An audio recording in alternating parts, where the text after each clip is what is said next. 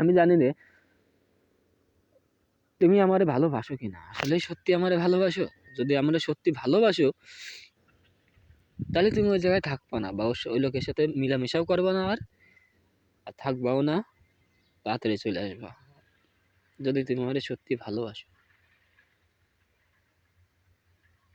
আর যদি ভালো না বাসো তাহলে ওই জায়গায় থেকে যাবা, ওই জায়গায় সুখ খুঁজে নেবা। আর আমি জানি না তুমি এই মেসেজ, আমার এই ভিডিওটা তুমি দেখবা কিনা।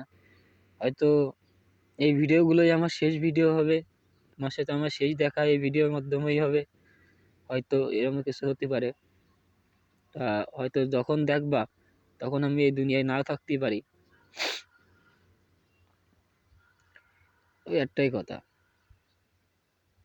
হ্যাঁ অপেক্ষা করতেছি। হাজার দুশ্চিন্তা, হাজার কষ্ট, হাজার দুঃখ কষ্ট নিয়েও তোমার জন্য অপেক্ষা করতেছি, চেষ্টা করতেছি নিজেরে সামলায় আগায় নেওয়ার, একা বাঁচার জন্য না। তুমি বলিলে যা করার দরকার হয় করো, তাই। তা তুমি আসলে তো আমার কিছু তো গুছাতে লাগবে, সেটা গুছানোর জন্য। তা দেখো কি করতে পারো। আর তুমি হয়তো জানতে পারলে না, যখন আমি এবার আসলাম বাইরেতে, তখন এই মেয়ে তালাক দেওয়ার হলে আমি ভাবতেছি যে এই মেয়ে বাদ দেওয়ার 2-1 দিন পরে আমি তোমারে নিয়ে চলে আসবো, তোমারে নিয়ে দূরের কোথায় কোনো একটা চলে যাবো, তাই ভাবলাম, তাই না? আমি তোমার জন্য একটা নাকের তাকে নিলাম, বড় সড়ো করে একটা ভালো দেখে। আর তোমারে বলিলাম না আমার একটা মেয়ে দিলে, আবার তুমি যেদিনকে আমি তোমার ঈদ আবার গিফট করবো, নুপুর গিফট করবো, আমার একটা মেয়ে সন্তান দিলে, সেই নুপুরটা আমি কিনিলাম বা কিনেছি। আমারও তো আর দেবা না, তুমি এখন তার হয়ে গেছো, অন্য লোকের হয়ে গেছো। এখন আমার সাথে আর আমি তো আর তোমার বাচ্চার বাপ আর হতে পারবো না, হয়তো হতে পারবো না, হয়তো সে লোকই হবে।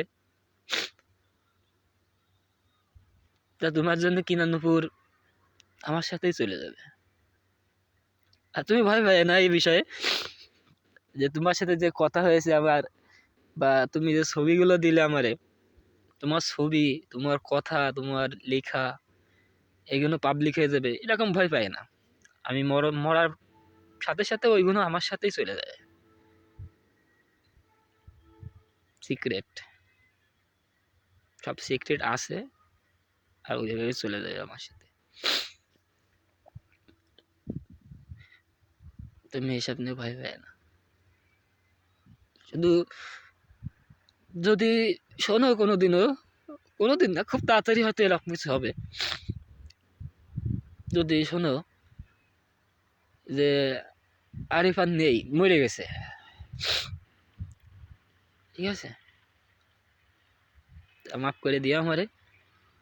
আর হয়তো মাঝে মধ্যে মনে পড়তে পারে আমার কথা, যখন ওই লোক তোমার কষ্ট দেবে তখন হয়তো আমার কথা মনে পড়তে পারে, যে হয়তো তা আরিফের ফ্যামিলি খারাপ ছিল, হয়তো মা বাপের একটু অশান্তি করেছে, কিন্তু আরিফ তো তোমার কোনদিন কষ্ট দিইনি, বা কষ্ট দেওয়ার কথাও বলেনি, কষ্ট দিয়েও নি। তোমার ঠিকই মনে পড়বে একদিন, ঠিকই মনে পড়বে, আমার কথা মনে পড়বে, আমার সাথে কাটানো সময়গুলো মনে পড়বে। 4 বছর আমার সাথে রয়েছে তুমি, 4 বছর, আমার প্রতি একটু ভালোবাসা জন্মায়নি কোনোদিনও, যে তুমি সহজে অন্য কারোর হয়ে গেলে।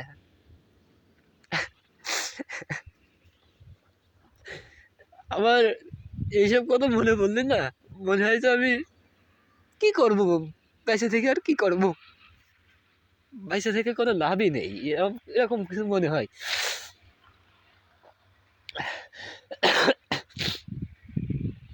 তুমি তো কি বলবো বলো?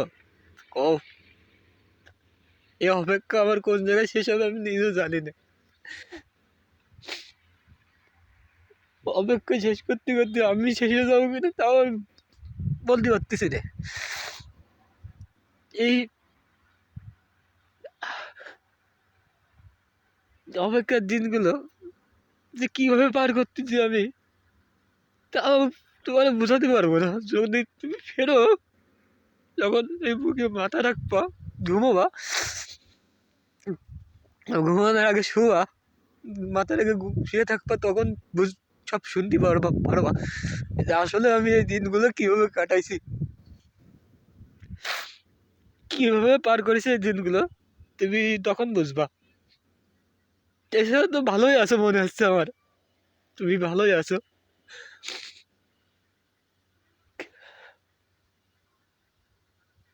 তুমি তো বলছিলে তুমি তোমার ভুল বুঝতে পারিছো।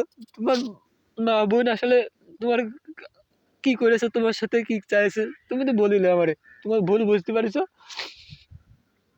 তুমি আমার সাথে থাকবা, তুমি আর তাদের সাথে যোগাযোগ করবা না, এরকম কথা আমার বলিলে আমি সব বিশ্বাস করিলাম। জানো,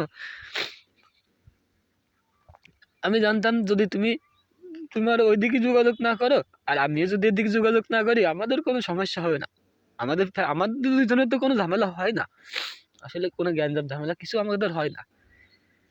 4 বছরের ভিতরে তোমার সাথে আমার কোনো গ্যাঞ্জাম নেই, কোনো ঝামেলা নেই, রাগারাগি নেই। একটু মাঝে মধ্যে সংসারে একটু টুকটাকে মনোমালিন্য হয়, তা তো 5 মিনিটও থাকে না আমাদের, তার আগে মিটে যায় দুজনের।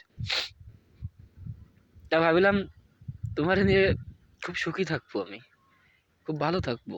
তারপরে আমাদের একটা ছোট মনু হবে, আমি তোমাকে দুইজনের জন্যই বাঁচবো, খুব ভালো থাকবো। আসলে আল্লাহ কিছু কিছু মানুষের কপালে সুখ লিখিনি, তার মধ্যে আমি একজন। তার ভালোবাসার মানুষ, তার পছন্দের মানুষ পায়েও হারাই গেল। আসলে দোষ সব আমার। কাউরে এত অতিরিক্ত ভালোবাসা উচিত না, দোষ আমারই। ভালোবাসার পরেও তারা হারাই ফেললে যে কেমন কষ্ট হয় তা বোঝাতে পারবো না। আর সেই মানুষটা যদি এখন অন্যের সাথে অন্যের এক ঘরে থাকে তাহলে কেমন কষ্ট হয় কও।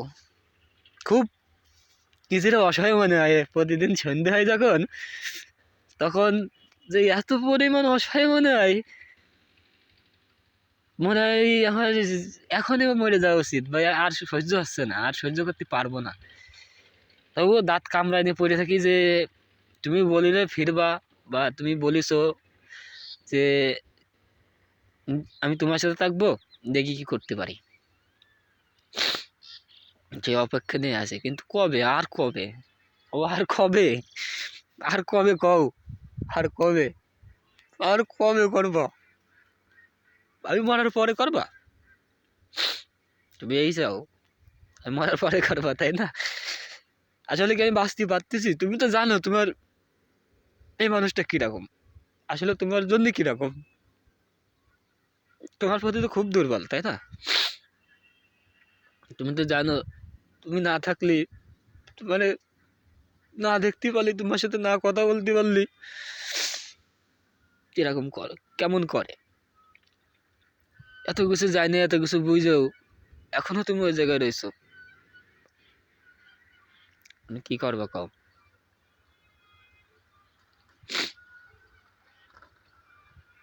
আমি এটুকু জানি না তুমি এই মেসেজগুলো দেখবা কিনা, ভিডিওগুলো দেখবা কিনা, কিন্তু আমি জানি কোনো একদিন এইগুলো তোমার হাতে পড়বে, একদিন না একদিন দেখবা, একদিন দেখবা, সেদিন টের পাবো আসলে কেমন লাগে।